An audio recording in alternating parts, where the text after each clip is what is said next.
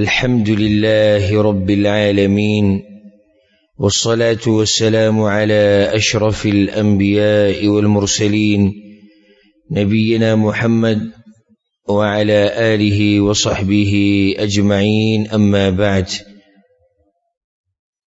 الله سبحانه وتعالى بتوفيق او داغه برحم او کرم سره د سیرت د درسونو د مبارکه سلسله روانه و او په دې کې موږ د تاریخي غزا او چې هغه د پیغمبر صلی الله علیه وسلم اخرنی غزا او چې هغه پکې شرکت کړو د تبوک غزا د هغې په باره کې موږ خبره ختمه کړې او کم خلک چې د دې غزا نه پاتې شوي د هغوی څه انجام او د هغوی څه حالات او څه خبرو د هغوی هغه موږ ټول تفصیلي بیان کړو. د تبوک د غزا د ختمېدو سره نبوي غزوات ختم شوي دي. نبوي غزوات معنی څه ده؟ یعنی چې پیغمبر صلی الله علیه وسلم پکې شرکت کړی دی هغه د غزې پورې ختم شو، ځکه چې بیا د دې نه څه وخت بعد پیغمبر صلی الله علیه وسلم بیا وفات شوی. را به شي تفصیل د هرې خبرې انشاءالله په خپل ځای کې، خو د دې غزا د ختمېدو سره نبوي غزوات ټول ختم شوي دي چې د هغې عدد ویش غزوات چې پیغمبر صلی الله علیه وسلم پکې شرکت کړی دی هغه ویش غزوات دي. دې ټولو تذکره شوې ده په تېر شوي درسونو کې. په دې ویشتو غزواتو کې پیغمبر صلی الله علیه وسلم په 9 کې جنگ کړی، جنگ یې په 9 کې کړی، بدر، احد کې کړی، خندق کې کړی، غزا د بنو قریظه پای کې کړی، بنو المستلق، د خیبر غزا او فتح د مکی، حنین او د طائف غزا. په دې کې جنگ شوی دی، په دې کې جنگ شوی دی. نور پیغمبر صلی الله علیه وسلم په 20 غزواتو کې شریک شوی دی، اگر که دې مسئله کې څه نه څه اختلاف شته، خو راجح دا دی چې پیغمبر صلی الله علیه وسلم 20 غزواتو کې شریک شوی دی. هر چې هغه بعوث دي کوم چې پیغمبر صلی الله علیه وسلم لېږلي او هغه سریهګانې چې پیغمبر صلی الله علیه وسلم لېږلي نو هغه 38 دي، یا بعض علما وایي 40 یا 48 د پیغمبر صلی الله علیه وسلم وخت په وخت لېږلي دي او د اکثرو تذکره تېره شوې ده، تذکره د هغې شوې ده. پیغمبر صلی الله علیه وسلم به وخت په وخت کسان لېږل، وخت په وخت به یې لېږل.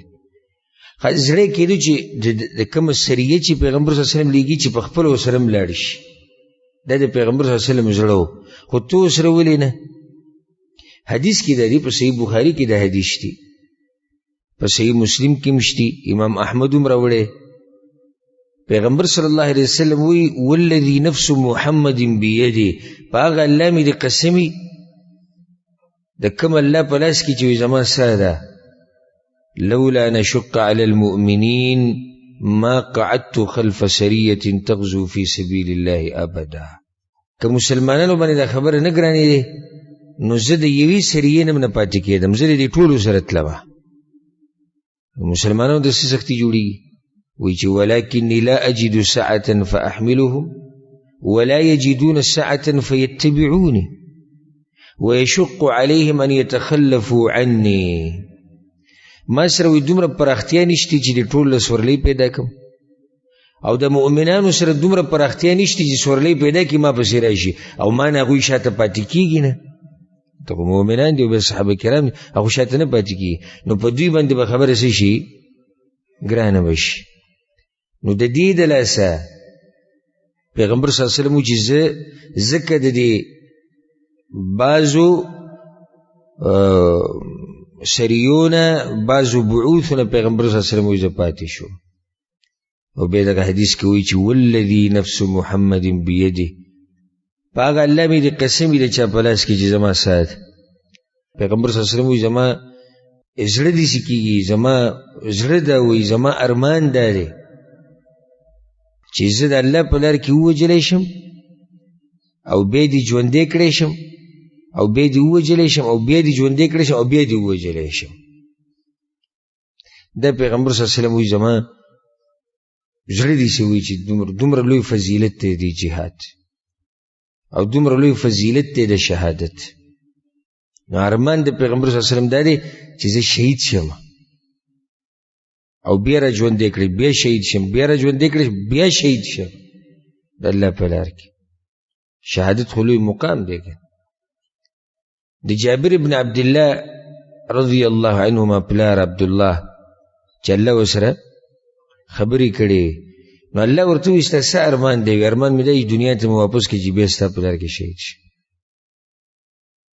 دغه ارمان پیغمبر صلی الله علیه وسلم ورته وایي دا خو نشي کېدی. الله ورته وایي، پیغمبر صلی الله علیه وسلم وایي چې الله ورته وایي چې داسې خو نشي کېدی، دا خو الله وایي چې ما فیصله کړې چې یو پرې راغلی بیا واپس دنیا ته څوک نشي تللی. نو هغه اجر ولیدو د شهادت چې څومره لوی اجر الله دغه انسان له ورکوي او څومره لوی مقام دی دغه انسان. نو پیغمبر صلی الله علیه وسلم په دې طریقې سره به دا کسان لیږل. موږ که د پیغمبر صلی الله علیه وسلم په دې غزواتو باندې یو نظر ور واچو او کم کسانی چې لیږلي دي وخت په وخت، نو د دې نه خو یو خبره دا راووته چې پیغمبر صلی الله علیه وسلم په شان هوښیار مشر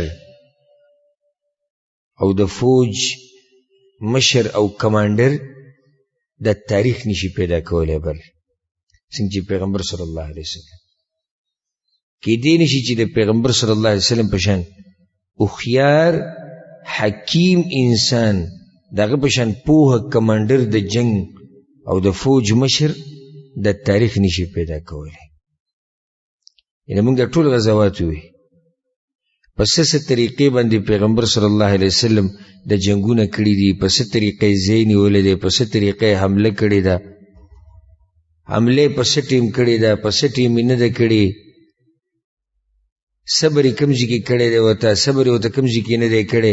دا ټولې خبرې زموږ مخې له راغلې. د دې نه خو یو دا خبره ښکاره شوه چې پیغمبر صلی الله علیه وسلم په شان حکیم انسان او دغه په شان پوهه مشر د تاریخ بل نشي پیدا کولی.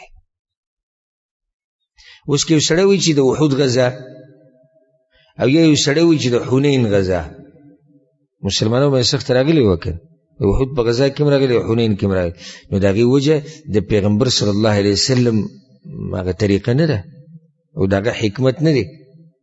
د هغې وجه په دې غزا کې چې کوم خلک شریک دي دغه وجه ده.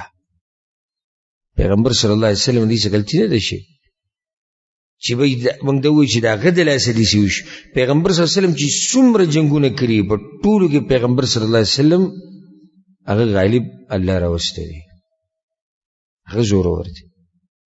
نو احد او حنین کې د پیغمبر صلی الله علیه وسلم خبره خو برابره ده. اوس د احد په غزا کې موږ سره مخکې تیر شیو پوخانو درسونو کې چې پیغمبر هغه خلکو ته وایي کوم چې د غره په سر ناست وي چې کته به نه راکوزي، نو راکوشي خو هغوی دي. د حنین په غزا کې صحابه کرام ګډوډ شوي، موږ د هغې تفصیل ذکر کړو چې په څه طریقې سره صحابه کرام ګډوډ شو، بعض پکې او بیا واپس رالو، ټول تفصیل ذکر شو. دې کې خو د پیغمبر صلی الله علیه وسلم څه غلطي نه وه که نه وه پکې نه، بلکې د پیغمبر صلی الله علیه وسلم هوښیارتوب او د پیغمبر صلی الله علیه وسلم هغه مشرتیا راښکاره کېږي په دې دوو غزواتو کې چې څنګه بیا دغه حالات را کنټرول کړي دي. الټه خو دې کې پیغمبر صلی الله علیه وسلم هوښیارتوب راښکاره کېږي او دغه عبقریت راښکاره کېږي چې څنګه پوهه انسان وه. احد په غزا کې حالات ګډوډ شو، پیغمبر صلی الله علیه وسلم د الله په توفیق سره دا حالات راټینګ کړي دي.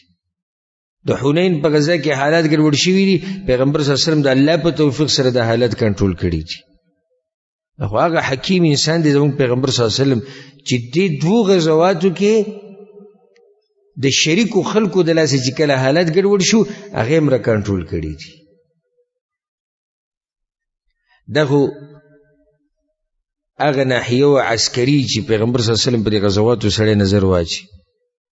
خو بل طرف ته چې وګوري نو پیغمبر صلی الله علیه وسلم په دې غزواتو سره او په دې سریاګانو سره امن راوستو په ټول علاقه کې، سلامتی خوره شو، او فتنه چې کومه بله وه په هر ځای کې او په هر ځای کې دشمني وه د اسلام سره او بت پرستی، د ټول د الله په توفیق سره پیغمبر صلی الله علیه وسلم په دې جهادونو سره ختم کړي ده او په دې غزواتو سره. خو یو سړی وایي چې د مسلمانانو د پیغمبر لکه اوس که غیر مسلم اعتراض وکړي مسلمانانو د پیغمبر ټول عمر په غزواتو کې ویستی، ټول عمر په جنګونو کې. دا خبره یاده کړئ، ګوره د څومره غزوات چې تیر شوي دي او څومره سریاګانې لېږلی شوي دي او څومره صحابه کرام لېږلی شوي دي، په تاریخ کې د ټولو نه کمه وینه په دې کې تویه شوې ده. ټوټل کسان چې وجلی شوي دي د فریقینو نه، مسلمانان نه او کافران نه، ټوټل کسان چې په دې ټولو جنګونو کې وجلی شوي دي هغه تقریبا 18 د پاسه زر کسان دي، 18 د پاسه زر کسان دي. او بیا د نورو مذهبونو والا ته وګوره، دوی چې کوم ظلمونه کړي دي په تاریخ کې هغه پراته دي، دوی چې کوم انسانیت وجلی دی، څومره خلک یې وجلي هغه تاریخ کې پراته دي. پیغمبر صلی الله علیه وسلم په دې غزواتو کې او کوم صحابه کرام چې په ټولو کې تقریبا زر کسان وجلی شوي دي. بس وجه دا وه چې د پیغمبر صلی الله علیه وسلم مقصد هغه د خلکو وجل نه و، هغه به یو بله لار نه وه، نو شریعت به دا لار ښوولې وه. نور مقصد هغه خلک د مخلوق د بندګۍ نه راویستو د الله بندګۍ ته. د دې مقصد دپاره پیغمبر صلی الله علیه وسلم لیږي. په دې ټولو غزواتو کې یو بله فایده هغه دا وه چې د دې غزواتو د لاسه مخلص ملګري راښکاره شو او منافقان هم راښکاره شو. تاسو خو دې ټولو غزواتو باره کې خبرې واورېدې، صحابه کرام پکې راښکاره شو چې کوم هغه مؤمنان چې الله چاڼ کړي د پیغمبر د ملګرتیا دپاره د هغوی پکې هم پته ولګېده، د منافقانو پکې هم پته ولګېده. بله دا تربیت شو د صحابه کرامو د پیغمبر سره. تربیت دا پیغمبر صلی الله علیه وسلم چې د دنیا نه لاړ نو بیا وروسته صحابه کرامو جهادونه کړي که نه دي کړي؟ داسې جهادونه کړي دي، فرس او رومان او د ټول علاقې عراق او شام او د غرړ جنګونه کړي په تاریخ کې. د تربیت یې چا سره کړو؟ د پیغمبر صلی الله علیه وسلم سره کړو. دا په دې غزواتو کې دا فایده وه. دغه شان په دې غزواتو کې دا فایده چې پیغمبر صلی الله علیه وسلم د جنګونو هغه وجه بدله کړه. د پیغمبر صلی الله علیه وسلم د راتلو نه مخکې جنګ به د څه دپاره و؟ د جاهلیت ته لاسه و. جنګونه به د څه د لاسه و؟ د جاهلیت ته لاسه و. د یو بل نه مالونه تختول، په یو بل به ډاکې اچولې، د یو بل سره به ظلم کو، یو بل سره به دشمنیانې وي، په معمولي خبره به په کلونو باندې جنگ روان، آبادیانې به ورانېدې، زنانه به پکې قتلېدې، ماشومانان به پکې قتلېدو، ښه ظلمونه به کېدو. پیغمبر صلی الله علیه وسلم هغه ټوله خبره بدله کړه او د هغه جنګونو نه چې کوم د جاهلیت جنګونه وو هغه پیغمبر صلی الله علیه وسلم د هغې روح بدل کو او روح یې ولې جهاد کو. داسې جنګ چې هغې ته جهاد ویلی کېږي او د هغې ښایسته اهداف دي، د هغې ښایسته مقاصد دي چې هر زمانه کې او په هر ځای کې ورته انسانان ضرورت لري، هر زمانه کې ورته ضرورت دی. جاهلیت په دور کې دا جنګونه ظلم و، دا جنګونه زیاتې و، دا جنګونه د یو بل نه به مالونه اخیستو، دا جنګونه د یو بل نه به ښځې تښتولې، دا جنګونه دې دپاره و. د جاهلیت هغه فخر د لاسه به جنګونه کول، اسلام هغه هر څه ختم کړو. او د پیغمبر صلی الله علیه وسلم غزواتو ته وګوره. او بیا د پیغمبر صلی الله علیه وسلم دا غزوات داسې نه دي ګورئ چې زه ورځه په جنگ باندې زه ورځه چې څه کوې کوه. بعض غیر مسلم اعتراض کوي که نه، مسلمانانو تاریخ چې ورولې ټول جنګونه دي او دوی بس همیشه په ژوند کې وخت تېر کړی، په جنگ کې وخت تېر کړی. موږ دا وایو پیغمبر صلی الله علیه وسلم چې کوم غزوات کړي دي او کوم جنګونه هغه په کوم جنګونو کې جنګېدلی د هغې دپاره پیغمبر صلی الله علیه وسلم قواعد او قوانین یې ښودي دي او بیا لښکر ته او کشرانو ته دا ویلي چې د دې قواعد او د دې قوانینو نه به چېرته نه وځئ بهر ته. ګورئ په صحیح مسلم کې دا حدیث ته ما بیان کړی مو تاسو ته. بریده رضی الله عنه روایت دی چې کله به پیغمبر صلی الله علیه وسلم په یو لښکر باندې امیر جوړ کړو یا به یې سریه لېږله، نو اول وصیت به ورته تقوا وکړو. اوصاه فی خاصته بتقوى الله ومن معه من المسلمین خیرا. اول وصیت به د امیر ته وکړو په تقوا سره چې ګوره یریږي به د دې کشرانو په باره کې د الله نه، دا نه چې ورځه او جنګ کوه. بیا به عام قوانین بیان کړو.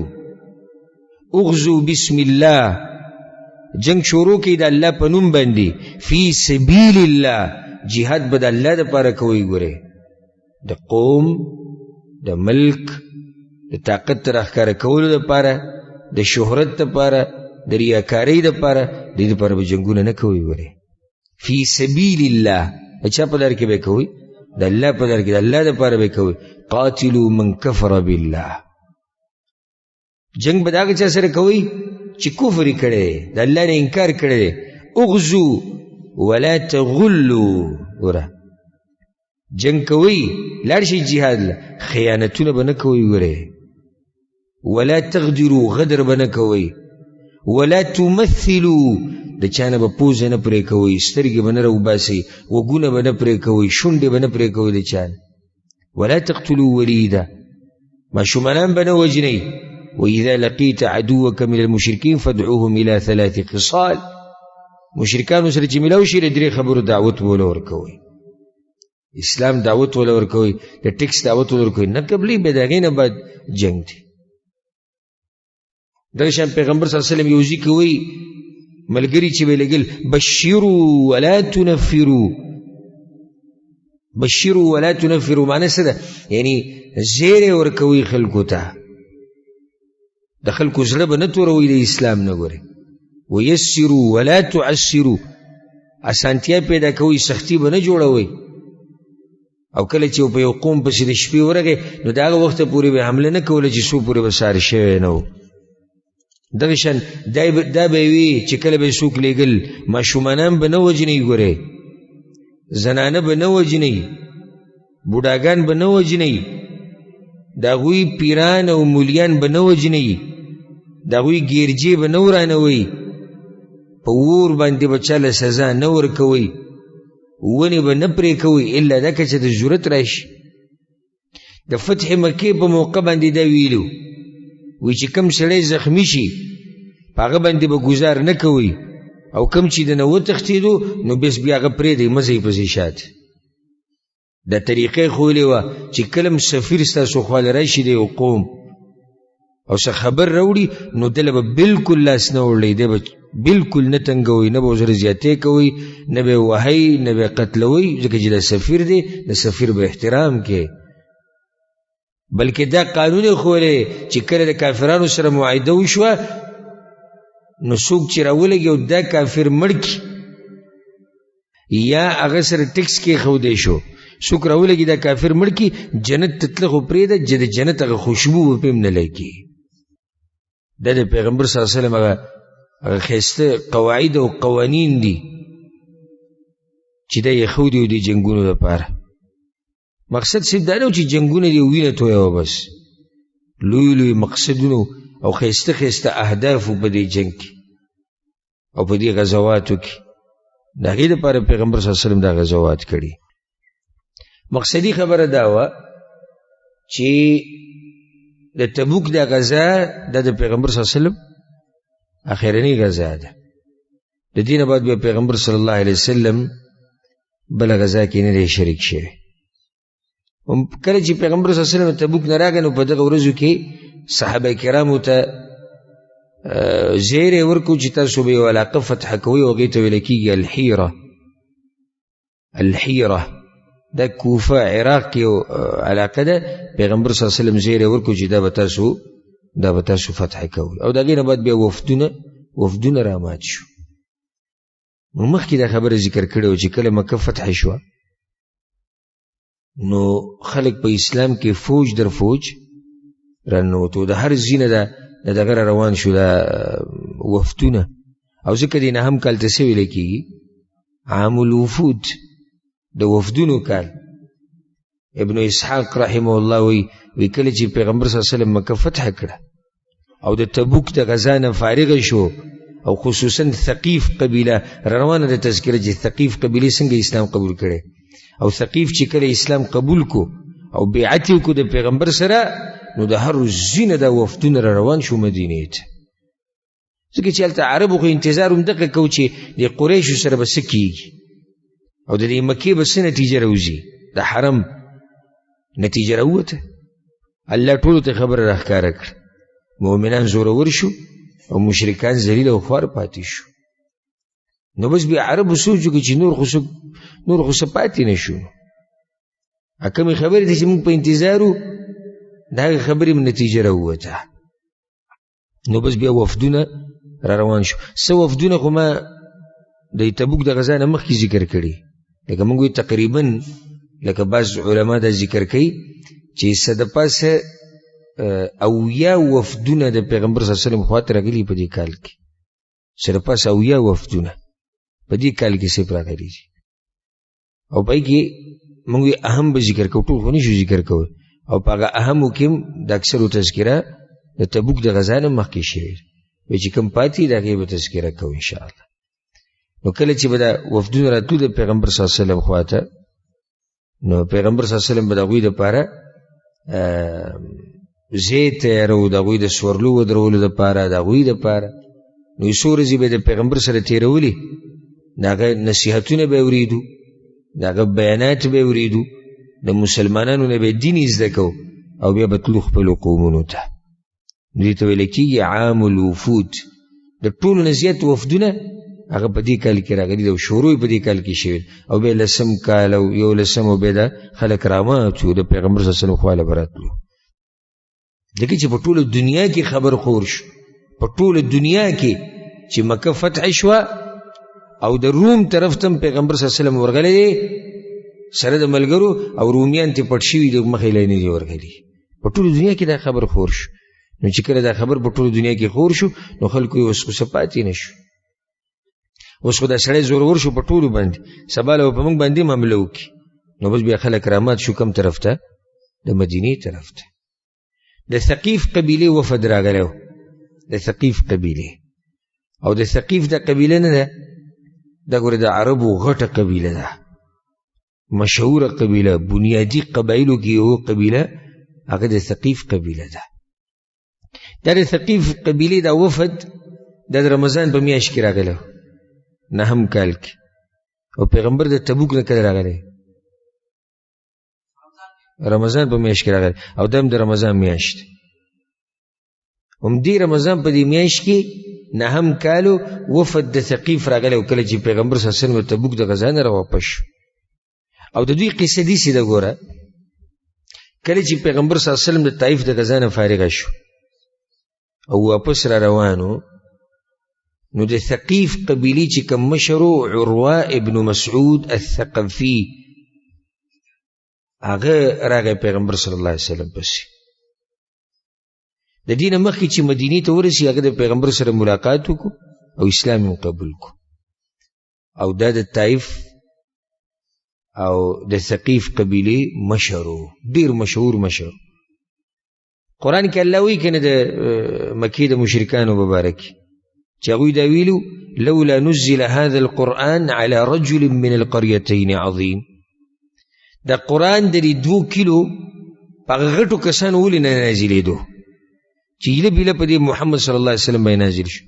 نو 2 کیلو نه مراد کم کیلي دي؟ مکه او طائف.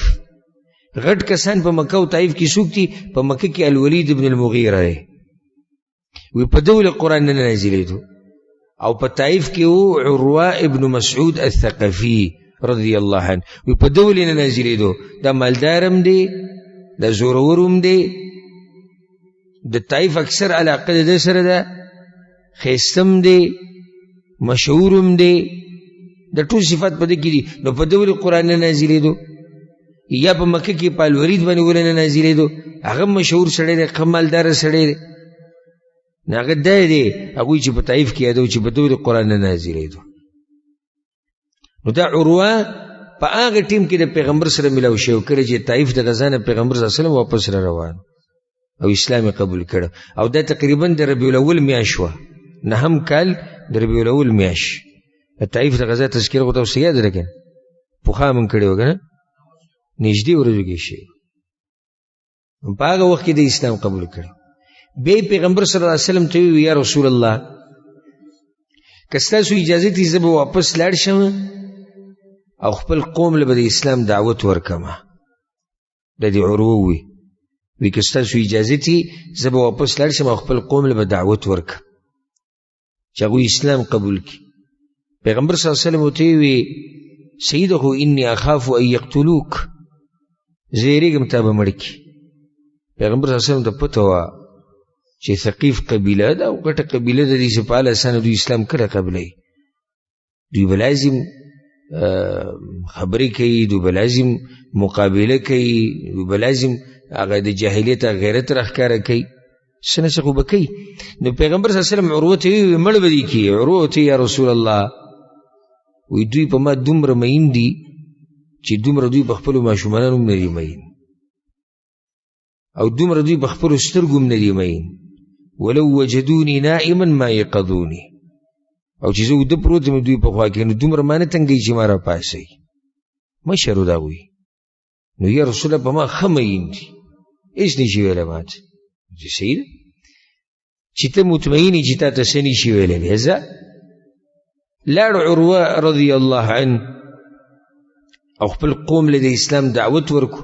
دا خو دا ګمان و چې دوی به خبره واوري، ځکه چې هغه د هغوی مشر او خبره به یې منلې کېده د جاهلیت په وخت کې.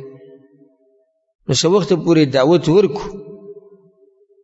بیا د ده یو ځای و د ناستې د عروه خپل یو کوټه غونته کې و، په هغې کې ناست و او هغوی له د اسلام دعوت ورکو. او دا ورته ووایي چې ګوره ما اسلام قبول کړی دی، زه مسلمان یم. نو د ټول قوم اتفاق وکړو او په یو ځای باندې په هغه باندې د غشو حمله وکړه. نو هغه یو غش یې د هغه په بدن کې ورننوتو دننه، او د هغې د لاسه عروه رضی الله عنه هغه شهید شو.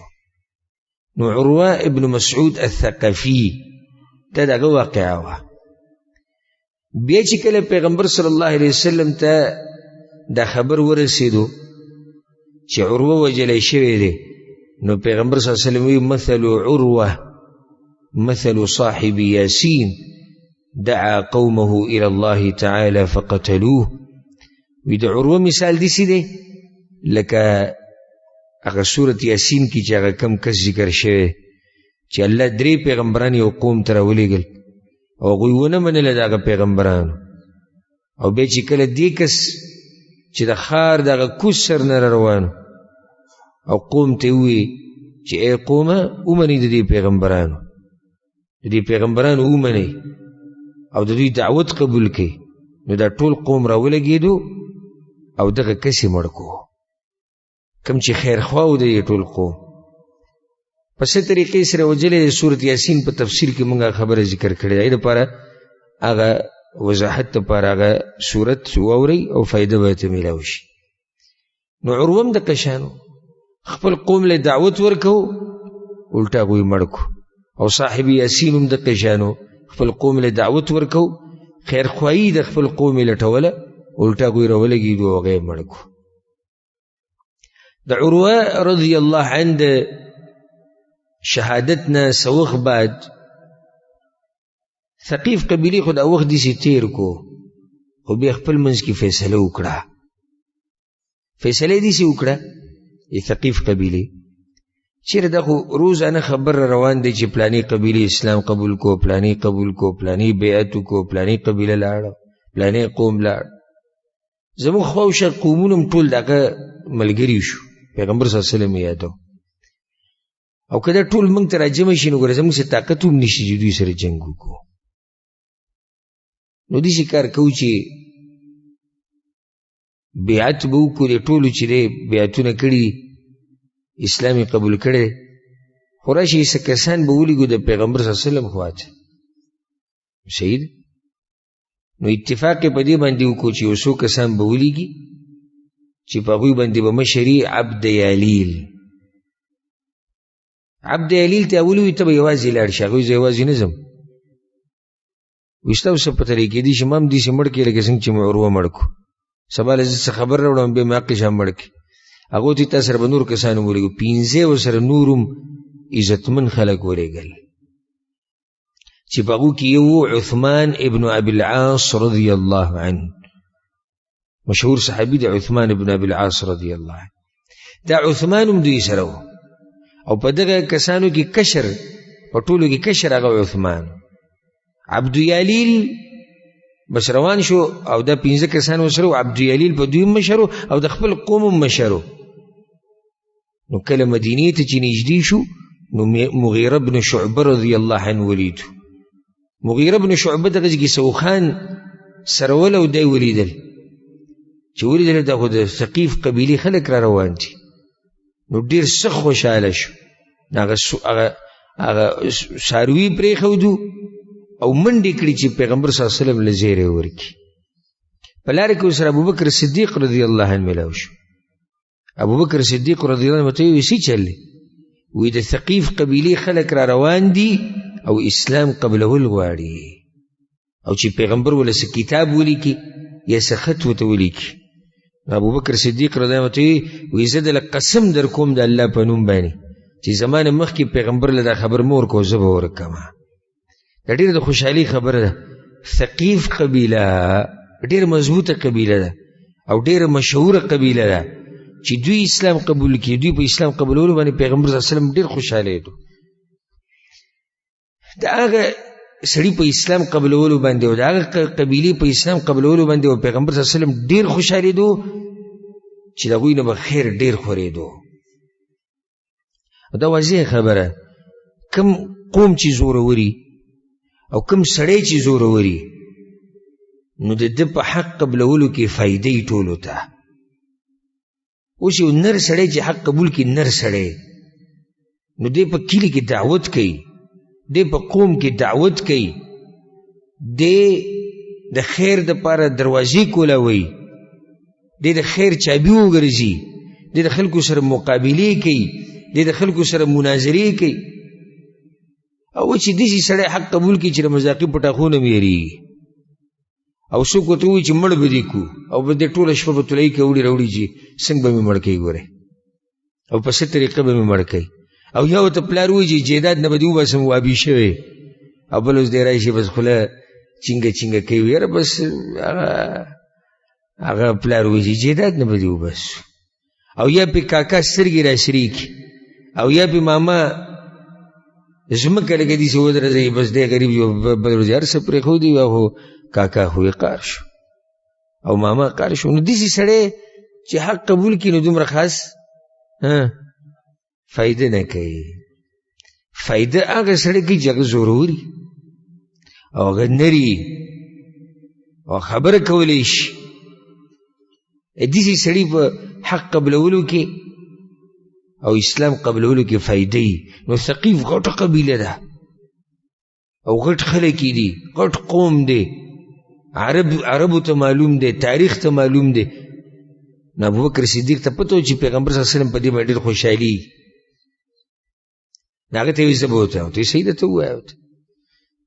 ابوبکر صدیق لاړ پیغمبر صلی الله علیه وسلم ته ووایي یا رسول الله زیری دی. وایي څه زیری دی؟ د ثقیف قبیلې وفد وی را روان دي.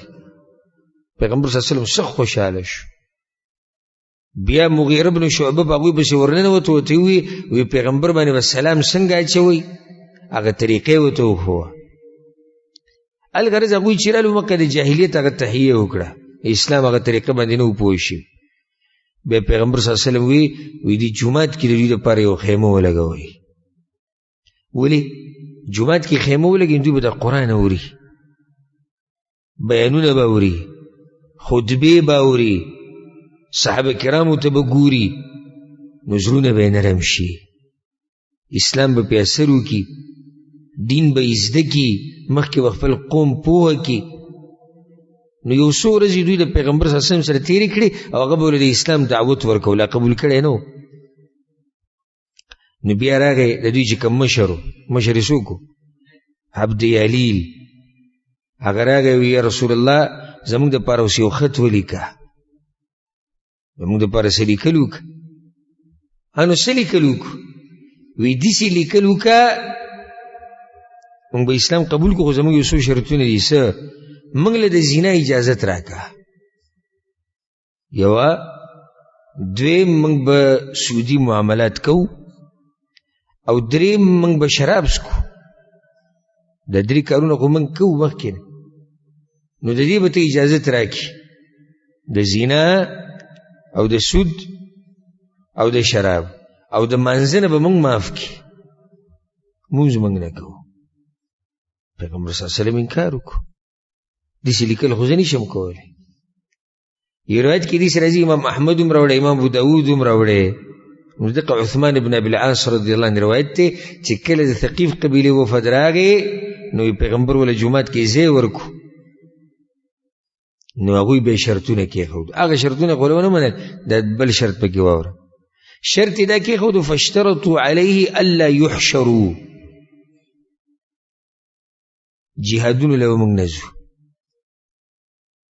دویم شرط دا دی ولا یعشروا، زموږ نه به عشر نه اخیستی کېږي، زکات صدقات دا ګوره موږ نه ورکوو. ولا یجبوا، او مونځ هم موږ نه کوو. دا درې شرطونه دي.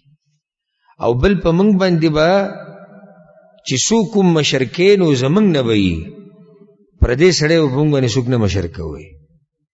پیغمبر صلی الله علیه وسلم وتی ان لکم الا تحشروا ولا تعشروا ولا يستعمل عليكم غيركم. سیده پتا سونه جهاد وی نه به عشر ورکوي او مشر بم تاسو نه، ولا خیر فی دین الله رکوع فی، او باغ دین کې خو به څه خیر نشي چې مونږ پکې نه، نو دا خو دای کې خو څه گزاره نه کی مونږ وکوي. نو څنګه اوس دلته زړه کې سوال لازم چې یعنی څنګه پیغمبر صلی الله علیه وسلم هغوی ته جهاد او صدقه څه کړه او زما کړه څنګه؟ نو د یو حدیث کې داسې راځي، امام ابو داود راوړی چې جابر رضی الله عنه وی ما دغه ټیم کې پیغمبر صلی الله علیه وسلم نه واورېدو چې سیتصدقون ویجاهدون اذا اسلموا، پرې چې اسلام قبول کړي دوی چې کله اسلام قبول کړي جهاد هم کوي او صدقې هم ورکوي. خو چې اسلام قبول کړي دا خنر قوم دی، خو چې یو پر اسلام قبول کړي اسلام ته راوړېده ګران دي. نور چې دا خلک اسلام ته راوړي نو بیا به دوی جهادونه هم کوي او بیا به دوی صدقې هم ورکوي، همدغه شان وشو. بیا هغوی بله خبره پیغمبر صلی الله علیه وسلم ته وکړه، وی زموږ سره چې کوم بوت دی اللات، د دوی خوا کې لات بوت وکړه، الله یې په قرآن کې تذکره هم کړې ده، په غټو بوتانو کې ویل افرأیتم اللات والعزى ومناة الثالثة الأخرى. نو د دوی سره د بوتو اللات شرط دا ولګو چې یا رسول الله لات بوت به تاسو په خپله ماتوئ، ګوره موږ یې په خپلو لاسونو نشو ماتولی، ځکه دومره خپله موږ بندګي کړې ده، نو څنګه موږ راولګو اوس په خپله به یې ماتوو. پیغمبر صلی الله علیه وسلم وتی صحیح. نو دغه روژې کې دوی اسلام قبول کو او دا باقي میاشت روژې هم ټولې ونیوي. ولې اسلام ته ننوته ګران و، یعنې دوی دا شرطونه لګول موږ له زنا حلاله که او موږ له شراب حلال او بیا روژې هم ونیوي. ګوره روژې ونیوي او بلال رضی الله عنه پیغمبر صلی الله علیه وسلم د دوی په خدمت کې لګولی و، د دوی دپاره به روژه ماتې راوړو، د دوی دپاره به پېشمنۍ راوړو. دغه کسان ځکه چې دا باقي ورځې دوی د پیغمبر صلی الله علیه وسلم سره تېرې کړي دي. هلته کله چې دوی تلو واپس خپل ملک ته، اسلام قبول کو دوی او واپس تلو خپل ملک ته او خپل علاقې ته، نو پیغمبر صلی الله علیه وسلم ته یا رسول الله په موږ باندې یو کس مشر که، موږ له به امامتي م راکوي مانځه کې. نو پیغمبر صلی الله علیه وسلم په دوی کې ډېر حرسناک چې څوک لیدلی هغه عثمان بن ابي العاص رضی الله عنه، هغه په دوی باندې مشر کو. وجه د هغې دا و، دا عثمان رضی الله عنه به د ماسپښین په دې ټیم کې راتو د خپلو ملګرو نه به جدا کېدو، د پیغمبر صلی الله علیه وسلم سره به په خوا کېناستو او د هغه نه به یې دین زده کوو، د هغه نه به یې د مسلو تپوس کوو. قرآن سورتونه د پیغمبر صلی الله علیه وسلم نه به یادول په دغه ورځو کې. او چې کله به پیغمبر صلی الله علیه وسلم نو یا به ودو یا به دمه کوله، نو لاړ ابوبکر صدیق رضی الله عنه به دین زده کوو. نو پیغمبر صلی الله علیه وسلم د ده هرس ولیدو. او هغه سړی چې د دین د زده کولو هرس پکې ډېر، په دې سړي کې شک نشته چې بده کې د نورو نه خیر زیات شي. کوم سړی چې د اسلام د زده کولو هرس ډېر ساتي، اوس دې په هغه ټولو کې کشر دی، خو د دین د لاسه څه شو؟ مشر شو. او دې ته وایي علم، دې ته وایي دین. دا علم او دین سړی دومره عزتمن کړي چې ته به کشر یې، خو ستا په مخ کې به سپینګیرې خبرې نشي کولی. دا دین انسان دومره عزتمن کړي که نه، ورب الکعبه، چې ستا عمر به لږي خو ستا په مخ کې به قرډ مشران خبرې نشي کولی، مالداران خبرې نشي کولی، د قبیلو سرداران خبرې نشي کولی. چې مجلس ته ورنوځي ټول پاسي، وایي دلته به کښېنې دی، د مشرۍ په ځای کښېنې. او چې په مجلس کې خبرې کوي ټول ورته غلي کېږي، او چې څه خبرې وکړي ټول یې مني، حالانکې دی به کشر. نو علم کشر مشر کوي او جهالت مشر کشر کوي. او جاهل سړی دی، سپینګیری دی، خلک وایي مړه وي دی ګډې وډې وایي، دی څه وایي؟ ګډې وډې وایي، حالانکې هغه ښه مشر سړی دی، سپینګیری دی او د غټ قوم نم دی او د غټ قبیله او مالدار هم دی. مړه دی کوه که مالدار دی خو د خبرو چل وي نه ورسي. نو ګوره جهالت هغه مشري کشر کو، او علم سی چلو کو کشري مشر کو. دا عثمان رضی الله عنه د علم د لاسه درجې ته ورسېد. ښه چې ابوبکر صدیق رضی الله عنه نه به کله تپوسونه وکړو، بیا به لاړ په ابی بن کعب رضی الله عنه پسې. ابی بن کعب هو قرآن په دې علم کې ډېر مشهور، د هغه نه به قرآن یې زده کوو. نو ډېر دین د په دې لږو ورځو کې زده کړی. او ابوبکر صدیق رضی الله عنه ویلي مو پیغمبر صلی الله علیه وسلم ته وی یا رسول الله انی قد رأیت هذا الغلام، دا الک نه دی، عثمان یادو، من احرصهم على التفقه في الاسلام، په دې ټول کې ډېر هرسناک دی دین د زده کول. نو پیغمبر صلی الله علیه وسلم ورته چې ځه دې هرسناک دی، نو دې مشر شو. یو روایت کې راځي چې دا ورته یا رسول الله ما د خپل قوم امام چې امامتي ورکوم. یو روایت کې داسې راځي پیغمبر صلی الله علیه وسلم ما ته وایي چې ته به امام شي، خو ما ته دا ووایي چې قومک، د خپل قوم امامتي کوه. صحیح ده کوئ؟ ښه ده ورته بیا دا وایي چې یا رسول الله زه به د خپل قوم امامتي کوم، خو وسوسې مې زړه ته ډېرې راځي، شکونه او وسوسې دا لویه بیماري ده، الله یې زموږ ټول ساتي.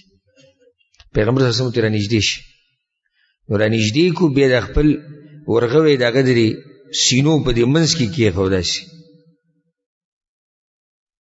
او بیا وی تحول فوضعها في ظهري، اوس دا بل طرف راوړه، بیا یې شاته پر املا یې ورته لاس کېښود. بیا ورته پیغمبر صلی الله علیه وسلم قومک، خپل قوم امامتي کوه، دا مسله به ته بیانوي. خو دا ده چې څوک د یو قوم امامتي کوي، نو په امامتي کې دې نرمي کوي، منځونه دې ډېر اوږده نه کوي. ولې؟ فإن فيهم الكبير وإن فيهم المريض وإن فيهم الضعيف وإن فيهم ذا الحاجة. په دوی کې بوډاګان دي، په دوی کې بیماران دي، په دوی کې مریضان دي، په دوی کې حاجت والا دي. وإذا صلى أحدكم وحده فليصلي كيف شاء. ځان له چې مونځ کوي چې څومره اوږدوي، خو چې امامي نو بیا به د شاته خلکو لحاظ کوي. او روایت کې داسې راځي وی پیغمبر صلی الله علیه وسلم ما سره د اخرنۍ خبره کړې وه، کله چې زه مشر کولم وی ما ته وی چې خفف الصلاة علی الناس موږ به ګوره لنډ کې موږ به څه کې لنډ کې الله اکبر په دې کې یو حکمت دی څه حکمت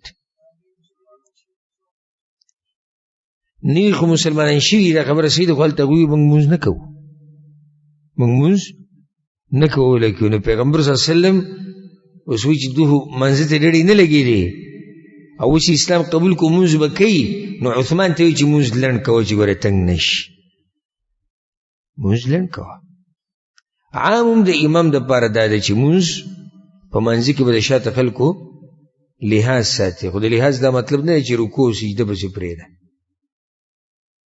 لنډ مونځ دې ته وایي چې رکوع برابري سجده برابري ارکان برابري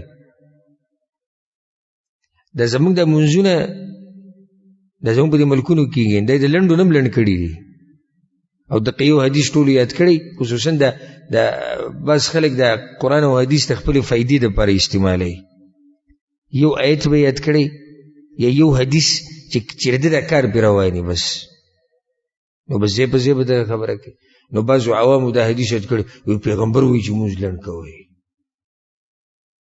پیغمبر وایي مونځ لنډ کوئ نو زموږ د مونځونو خو هسې هم لنډ دي نور سره څه وکړو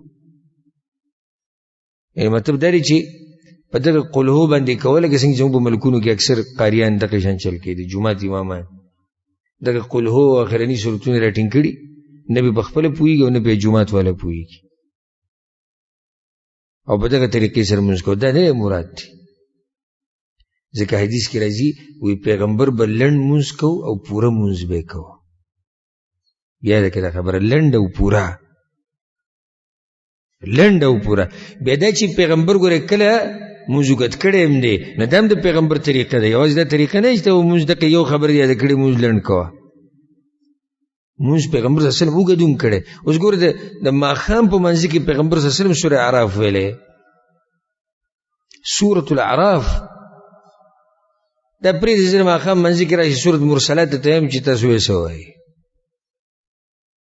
نو د پیغمبر تابعداري صرف په یو افتؤمنون ببعض الكتاب وتکفرون ببعض بس خبرې به منو بس به نه منو کومو کې چې موږ ته فایدې به منو چې کومو کې فایده نه به نه منو نه د پیغمبر تابعداري او به مکمل تابعداري کې الغرض د پیغمبر صلی الله علیه وسلم د نصیحت هغه ته دغه لوی مقصد د لاسه عثمان رضی الله عنه یو شکایت هم کړی ملک صاحب مخکې وی یا رسول الله او دا زموږ ټولو دپاره فایدهمند دی وی یا رسول الله کله چې زه مونځ کوم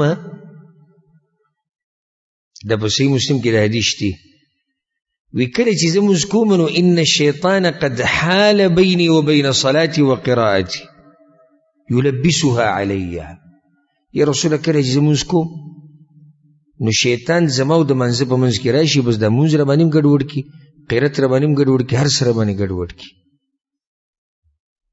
نو پیغمبر صلی الله علیه وسلم ته ذاک شیطان یقال له خنزب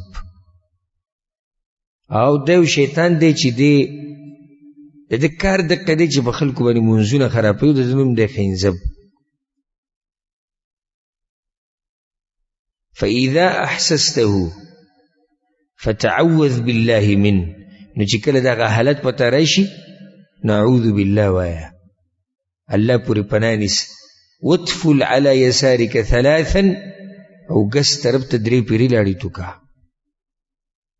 عثمان رضی الله عنه وی ففعلت ذلك فاذهبه الله عني ما دغه کار وکړو الله رانه وسوسې هغه هر څه ختم کړو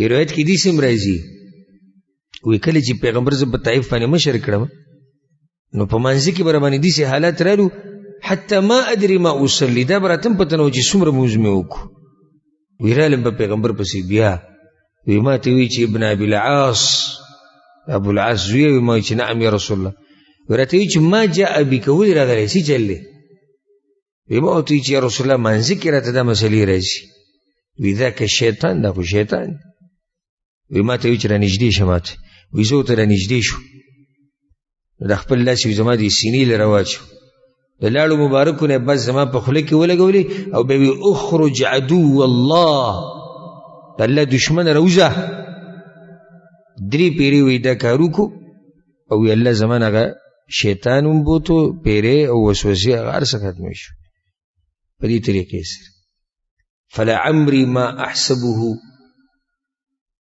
ما احسبه خالطني بعد قسم وخوړو چې دای نه بعد بیا د شیطان په ما باندې راغلی پیغمبر صلی الله علیه وسلم وشو نو یو شکایت په دغه ځکه عثمان رضی الله عنه کړه یو بل شکایت هم کړه عثمان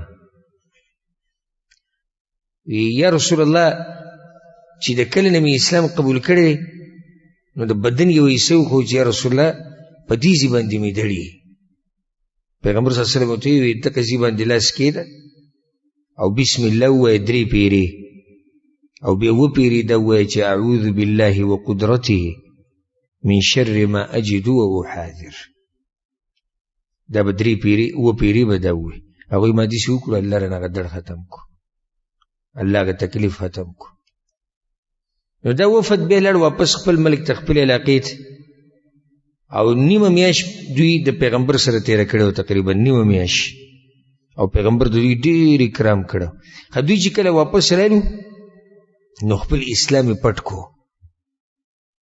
دی ور اخکار نه کړی چې موږ اسلام قبول کړي بلکې غم یې راخکار کو او غوی ویرول د جنگ نه او دی وته په دې سړی پسې تیری وکنه په دې سړی پسې او ډیر بد اخلاق سړیو ډیر زورور سړیو او موږ ته دا وی چې کنه منې توره ده او دا به وکړو داسې به وکړو دغه به وکړو قوم یې سم ویرو نو هغه قوم کې د جاهلیت غیرت راغی ثقیف کې وی والله لا نقبل هذا ابدا موږ خو د سره نه منو بیا د خبره بالکل نه منو به جنګ ته ځان تیار کړئ پرېږده که چېرته په موږ حمله وکړه موږ به ورسره مقابله کوو 2-3 ورځې چې کله تېرې شوې نو دوی په زړونو کې خو الله رعب واسم ورچولی او بیا ښه ډېر شو هلته هغوی ویرول کسان یې ویرول که بیا د دې وفد سره کېناستو وي تاسو ته ښه پته ده چې طاقت زموږ کم شوی دی او خلک رانه تلي د هغه ملګري شوي دي عرب ټول د هغه طرف ته روان دي نو داسې کارو کې لاړ شي په هغه پسې واپس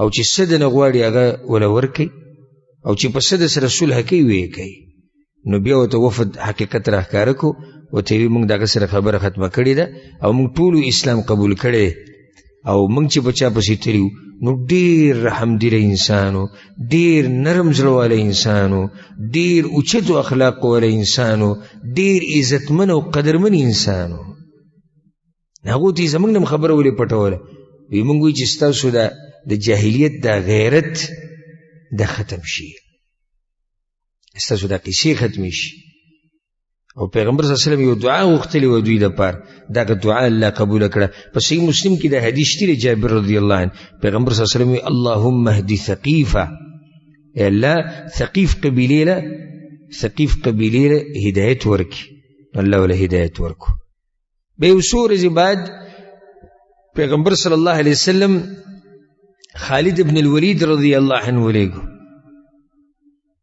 وی لاړ شه اوسې چلو که بوت مات که اللات یو سره بوت وغټ که دا بوت مات که اول ته خو هغوی ویلو چې ګوره موږ یې په خپلو لاسونو نشو ماتولی تاسو یې که ماتوئ ماته کې موږ په خپلو لاسونو خو نه ماتو دا بوته خالد ابن الولید رضی الله عنه لاړ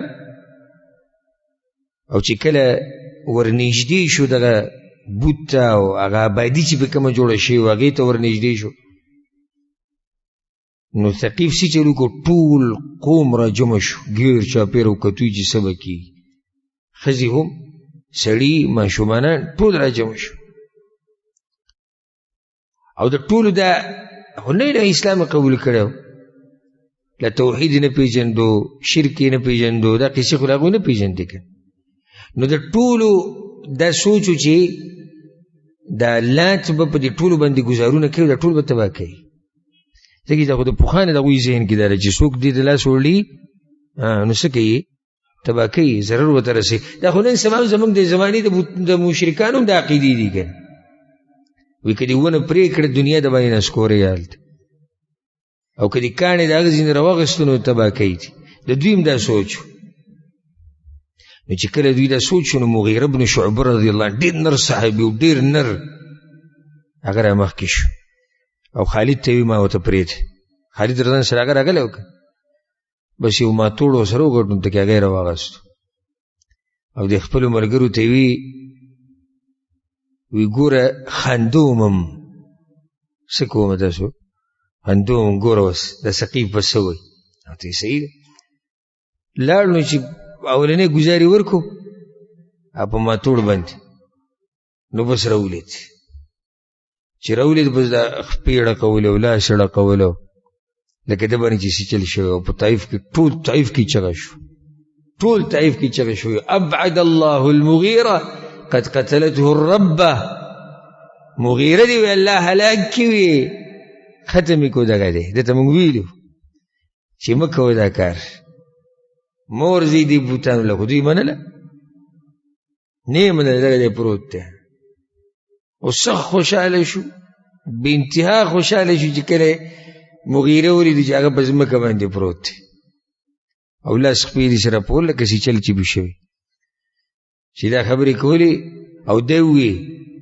او به یې ده ووی چې کله د حالت وی که بل څوک ورمخکې کېږي ورمخکې شي چې هغه هم دا حالات راشي فوالله لا تستطاع ابدا زمونږ دې په الله قسمي په ده څوک نه شي زور ورکوي لات دا به څوک قرآن کې نه دغه ټینګ کې مغیره بن شعبه एकदम راپاسې ودرېد وی قبحکم الله الله تاسو هلاک یا معشر ثقیف ای ثقیف قبیلو والو انما هي لکاع حجاره ومدر د خټو د ګټو نه شی جوړ کړی هېڅ چل ماله نه دی شوی د الله بندګي کوئ د الله عبادت کوئ او دروازې له ګزارول کولې د دروازه وله ټوله تس نس کړه او بیا دا غیر چاپیره چې کوم دیوال ته وشي په هغې شروع کړه وړوکې غونته کې دیوال او بیا ورننوتو دننه یو کاڼی ته ویستو یو کاڼی وي ځمکې سره برابر کړو بعضو پکې دا خبره وکړه وی صحیح ده څه ورته نه وي خو دی د بنیادونو له لاس ووړي ځه مشرکانو خو عجیبه خبرې که نه دوی خو لا نه دي عادت اسلام سره دا خو څو ورځې کېږي نو بعضو پکې دا خبره وکړه دا زمونږ په دې زمانه کې پکې پیدا شوي په اسلام کې نه د هغوی هغه چې ویني هغوی کې هم دا خبرې کوي شتي د اسلام دعویدار قبر پرست مشرکان چې پیدا شوي په څه کې دي په اسلام کې د هغوی لا نه دي پوه نو خلک وایي که نه وي دی خو دې ورنږدې شي چې څه ورسره کوي چې پته خو یې ولګي یو ملګري موږ ته قصه کوله وی چېرته یو دربار کې په قبر له پاسه هغه قیمتي لیټونه چې غټ غټ څه ورته وایي فانوس چې ته لګېدلی و قیمتي و نو هغه چېرته یو نشیز به پټ کړی ځان له به چې د پسې چرس مرس اخیستو که نه هلته خو اکثر د قبرونو درګاهونو دربارونو کې دغه نشیز پراته وي ټول یو پیر ما پکې ویډیو لیدلی د بنګ و سبیل پکې لګېدلی و بنګ په سبیل کې میلاوي یاره مړی وابیان نه دي وابیان د دوی نه ویسه شی پاتې نه شو یعنې موږ به چې د ځان له بنګ موږ سکل چې ته چرس لګی به و سګرټ به هغه هر شی راباندې بند کړو نو هغه بیا وی په دغه کس باندې کیس کړی دی په دغه نشیز باندې وی تاڼې ته بوت وی چې جید ده پټ کړی هغه چې ما نه دی پټ کړی وی نه جید پټ کړی ښه نو څنګه مې پټ کړی وي ته ودرېد دا به دې سره اخیستی هغه وایي چې ما دا نه دی پټ کړی او که ما پټ کړی وی نو دا ګوره دا منجورانو پې کیس کړی و که وی دا منجوران او دا قبر والا دا درګاه او دربارونه والا ټول دا وایي چې دا بابا صاحب ژوندی دی د دې ځای نه څوک څه شی وړی هم نه شي نو دا خو بیا ډېر بېغیرته دی چې زه ورته په سینه ولاړ وم او ما چې دغه پټ کړو فانوس مې ته پټ کړو سامان مې دې ځای نه پټ کړو د ده سره زه خو د خپې نه به یې دې سره ښکو دی وی که نه چې ته څه کوې ته خو په دې ځای کې په سینه راته ولاړې غلاګانې کوې نو بیا هغه پولیس هم غوسه شو هغوی هم غوسه شو چې تا خو ګډې وډې شروع کړې دغې ته ګډې وډې وایي او چې دا خبرې دې وکړې ډایرکټ باندې د وابیانو ټاپه لګېد د وابیانو ټاپه خو چېرته تلې نه ده دوه خبرې دي دوه د الله توحید چې دې بیانو نو زموږ په ملکونو کې به ورته وهابي وایي، او چې د پیغمبر سنت یې بیانول نو بیا به ورته بې مذهبه وایي، وایي مذهب یې نشته. دا دوه خبرې دي زموږ په ملکونو کې، یاد یې کوي. د خلکو د بدنامولو لپاره دوی دا دوه ساتلي دي. عقیده چې دې صحیح بیان کړه، جي دا وهابي راغلی چې د خلکو د زړه تور شي. چې د پیغمبر د تابعدارۍ خبره دې وکړه، چیرې پیغمبر به دا کار دیسي کو، دا به دیسي کو، دیسي کوي، حدیث کې راغلی، بیا وایي جي دا غیر مذهب راغلی، د مذهبونه نه مني. او دا دواړه نومونه صرف د بدنامولو دپاره یې ښودي دي. نو بعضو پکې په هغه ټیم دا وایي که چېرته بنیادونو ته لاس ور واچو نو بیا تباه دي. مغیره دغه خبره واورېده، چېرې بعضو پکې دا وایي، نو خالد ته یې وویل دعنی لږ صبر وکړه، هغه ته بس وشو کارونه لږ صبر وکړه، دعنی احفر اساسها، دا بنیادونه به در وباسم ټول پته ولګي. بیا به شروع وکړه او دومره یې وکنستو چې هغه بنیادونه هر څه یې در وویستو، او دننه پکې بیا خزانې هم پرتې وې، هغه خزانو کې کپړې او سره زر پکې پراته. نو بس غوسه ونه شو او ټول په انتظار ولاړ. نو هغوی ته پته ولګېده چې لات د هېڅ کار نه دی. په خبره کې د هغوی په زړه کې دا خبره مضبوطه شوه چې دا به موږ هسې په وهم کې پراته وو چې لات بوت به دا وکړي او پلانی بوت به دا وکړي، دا هسې موږ په وهم کې پراته وو. او بیا هغوی دا سامان ټول راوړو د پیغمبر صلی الله علیه وسلم خواته، دغه کپړې او هغه سره زر. پیغمبر صلی الله علیه وسلم هم په حقه ورځ دا ټول تقسیم کړو او د الله شکر یې ادا کړو چې الله مرسته وکړه د هغه سره، او د الله حمد او ثنا یې وویل. دا اوس هم دا قبرونه ګوره د دې قیمتي سامانونه ډک دي، دا خلک چې ورته پراته دي ګوره، د دې نه ډک دي دا ټول، او دا تجارت دی. دوی دومره پیسې ګټي دومره چې تپوس یې مه کوه. بیا زمونږ د علاقو په نسبت پنجاب کې دا بابا پرستی او پیر پرستی او دا قیسې ډېرې دي دلته لږ. موږ دا نه وایو چې پښتنو کې نشتي، په دې به خوشحالېږئ نه، هسې به ځان نه خوشحالوئ، ښه ډېر پښتنو کې هم شتي، خو هغوی زمونږ نه بیا تیز دي. او بیا جو د پنجاب نه پکې سیند مخکې دی، نو ډېرو پکې داسې کار کړی چې کله څه مزدوري ورته میلاو نه شي که نه، زمونږ په دې پښتنو کې یا هغه بیا په پنجاب کې پیري. ما ته یو ملګري قصه کوله، وایي زمونږ کلیوالو په بد حالو، او بیا سړی غیب شو، پته یې نه لګېد.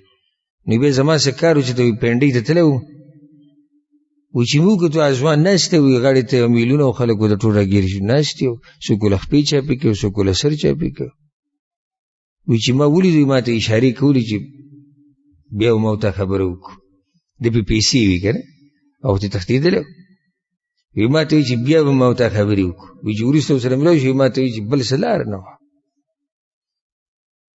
نو دا د پیسو ګټلو اسانه طریقه ده، او د خلکو د دین د تباه کولو او د خلکو د غیرت د تباه کولو دغه طریقه ده. او موږ دا چغې وو، اواز هم بوغ شو، والله اواز هم بوغ شو په دې خبره چې ای خلکو، خپل دین مه خرابوئ، خپل عزتونه مه خرابوئ، خپل ځانونه مه شرموئ، خپلې پیسې مه ضایع کوئ. حق دین هغه ومنئ، توحید ومنئ، د پیغمبر تابعداري مضبوطه کوئ. نو زمونږ هغه نه مني، خو چې کوم مولیان ته پیسې وایي، عزت ولا ګډوډ کوي، او دین ولا په تبرګو وایي او ختم کړي وایي، هغه مولی خوښ، د هغه سره طبیعت لګي. ما پسې ورځ یو کس راغی، وي زما پلار مړ و، مولوي صاحب ما ته حساب وکړو، د مونځونه دې پاتې شي، ما سوره ووتې، نو څه کم 2 لکه روپۍ وي که څه وي، دومره پې جوړې شوي دي. نو ما دا نشتې په شریعت کې، او ټوله مسله مې تفصیلي بیان کړه، خو هغه زما په خبره مطمئن نه شو. دکې باندې مطمئن و چې دا څه کم 2 لکه روپۍ جوړېږي. نو دې ته خلک خوشحاله دي. ښځه به یې لاړې شي بابا پسې، او هغه به له کله په سر لاس ږدي، او کله به له په ملا لاس ږدي، او کله به له مخ یې نیو، او دی چې ده ته ووایي چې یاره دا نشته په شریعت کې، مړه وایي دا وهابیان دي، وایي دقه یې خوښه ده، دا یې خوښه ده چې دا ښځه یې ځي دي پیرانو خواله د قبرونو خواله، او کله مالګې سټي اولته، او کله څه کوي او کله څه کوي. نو د الله شکر ادا کوئ چې الله سبحانه وتعالی تاسو ټولو ته او موږ ته د توحید د عقیده را نصیب کړې، او الحمدلله چې الله موږ ته د پیغمبر طریقه را نصیب کړې. الله سبحانه وتعالی موږ په دې توحید باندې او د پیغمبر په دې طریقه باندې د مرګ پورې قایم او دایم لري. په دې سره دا درس اختتام ته ورسېدو. انشاءالله پر روان درس کې به کم باقي وفدونه چې د پیغمبر خوا ته راغلي د هغې تذکره به کوو. هذا والله أعلم وصلى الله وسلم على نبينا محمد وعلى آله وصحبه أجمعين.